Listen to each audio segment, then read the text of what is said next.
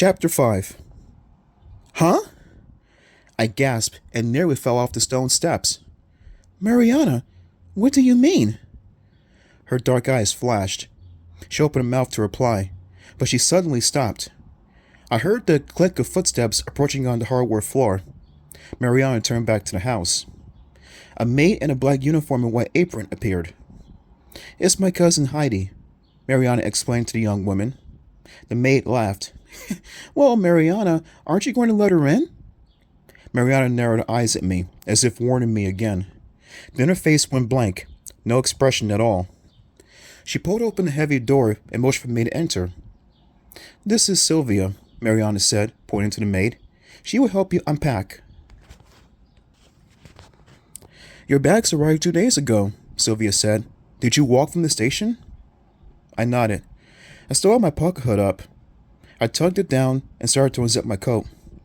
I reminded Dad this morning that you were coming, Mariana said, shaking her head. He probably forgot. You must be frozen, Sylvia said, taking my coat. I make something hot to drink. She hurried away, her shoes clicking on the floor. I glanced around. Mariana and I stood in a dark entryway. High overhead, a large glass chandelier cast pale light that hardly seemed to reach the floor. The walls were papered dark green. The aroma of roasting meat filled the room. I turned to Mariana. She was tall, at least 6 inches taller than me, and thin. Her black curls flowed down behind a heavy red and white plaid ski sweater. She wore black leggings that made her look even taller. Again, 7 years later, I felt pale and colorless standing next to her. She crossed her arms over the front of her sweater and led me into a large living room. A fire blazed in a stone fireplace at one end. Heavy brown leather furniture faced the fireplace. Enormous paintings of snowy peak mountain landscapes covered one wall. The curtains were pulled halfway over the front window, allowing only a narrow rectangle of light. How are you? I asked my cousin, for some enthusiasm. Okay, she replied flatly. Are you on winter break? I asked. She nodded. Yeah. Her arms were still crossed sideways in front of her. How is Uncle Jekyll? I tried. Okay, I guess, she replied, shrugging. Real busy. Mariana is as shy as ever, I decided. But then I asked myself, is she shy or unfriendly? I kept trying to start a conversation. Where is Uncle Jekyll? Is he home? He's working, Mariana replied, moving to the window. In his lab. He can't be disturbed. She turned her back to me and stared out at the snow. Well, shouldn't I tell him I'm here? I asked. I picked up a small blue glass bird, some kind of hawk. I need something to do with my hands. The glass bird was surprisingly heavy. I set it back down. Mariana didn't answer my question. I walked through the village, I said. It's pretty tiny. What do you do for fun? Where do you hang out? I mean, there are other kids our age, right? She nodded, but didn't reply. The gray light flooding in from the window made her look like a beautiful statue. When she finally uncrossed her arms and turned to me, she had the coldest expression on her face. Cold as stone. Want to see your room? She asked. Yes, definitely, I replied. I followed her to the front stairway. I swept one hand over the smooth black banister as we made the steep climb. Mariana is just very shy, I decided. She must feel so weird having a total stranger, someone her own age, move in with her. I hope we can be like sisters, I blurted out. A strange snickering laugh escaped her lips. She stopped on the stairs and turned back to me. Sisters? Well, yeah, I replied, my heart suddenly pounding. I know this must be kind of hard for you. I mean, she sneered. Kind of hard? You don't know anything, Heidi. What do you mean? I demanded. Tell me. She swept her black curls back over her shoulders and continued climbing. We reached the second floor. I stared up and down an endless hallway of darkly flowered wallpaper. The air felt cold and damp. Lights on torch-shaped walls sconces cast a pale glow down the hall. Most of the doors were closed. That's my room there, Mariana said, pointing. It appeared to be a mile away at the end of the hall. She pushed open a heavy door. And this is your room. I shut my eyes as I stepped inside. I knew it was going to be gross, dark, and depressing. When I opened my eyes, I smiled in surprise. Not bad, I murmured.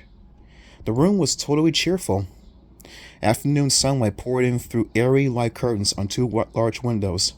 I quickly took in a single bed with my suitcases on it. A little wooden desk, a tall dresser, two modern-looking chairs. Not bad at all. One wall had floor-to-ceiling bookshelves jammed with books. Mariana stood in the doorway watching me. You'll probably want to take Dad's old books out and put your own stuff on the shelves, she said. No, I like books, I replied. Did my computer arrive? And my CD player? Not yet, Mariana replied. I moved to the window, pushed the curtains aside, and peered out. What a great view, I exclaimed. I could see all the way down the hill to the village. Thrills, Mariana muttered. I turned to face her. Are you in a bad mood or something? She shrugged. Sylvia will help you unpack your suitcases, if you want. No, I want to do it myself, I replied. I walked to a door next to the dresser. Is this the closet? I didn't wait for her to answer. I pulled open the door and stared into an endlessly long closet with shelves and poles on both sides. Wow, I exclaimed. This is awesome. This closet is almost as big as my whole room back home. Back home. The words caught in my throat. I was surprised by the wave of emotion that swept over me. Tears brimmed in my eyes, and I quickly wiped them away. I leaned into the closet so Mariana wouldn't see me cry. Get over it, Heidi, I scolded myself. This is your home now. But I wasn't over it. I wasn't over the tragedy that had changed my life, that had brought me to this strange house in this tiny New England village. I'll never get over it, I thought bitterly, picturing my parents' smiling faces. I took a couple deep breaths. Then I stepped out of the closet. Mariana, this closet is really... She wasn't there. She had vanished. What is her problem? I asked out loud. I moved to the bed and started pulling t-shirts and tops from the first suitcase. I carried them to the dresser and began piling them in the drawer.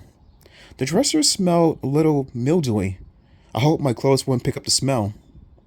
I filled up the first drawer, then stopped. I really should say hi to Uncle Jekyll, I decided. I really should let him know that I've arrived. Tucking on the seams of my sweater, I hurried out to the hall and made my way to the steps. My heart started to pound. I hadn't seen Uncle Jekyll since I was 5. Would he be happy to see me? I hope it gives me a warmer welcome than Mariana, I thought nervously. Heidi, where are you going? I turned to sound of Mariana's voice from down the hall.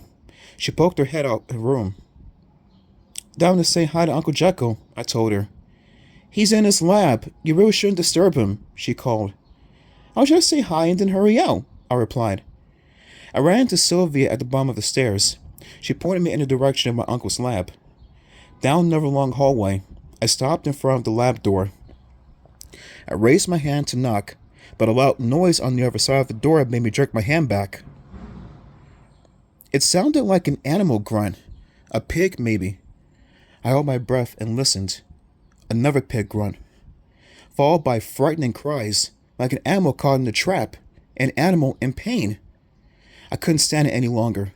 I pushed open the door. My uncle stood hunched over a long table with his back to me. His long white lab coat came down nearer to the floor. He dipped his head, and I heard another squeal. Not a human cry, an animal cry. It's true, I thought, frozen in horror. He really is acting the old Jekyll Hyde story. Uncle Jekyll drank some weird chemicals, and it turned himself into a terrifying creature. And then as I stared at him from the doorway, he turned. Slowly, he turned to face me, and I uttered a horrified gasp.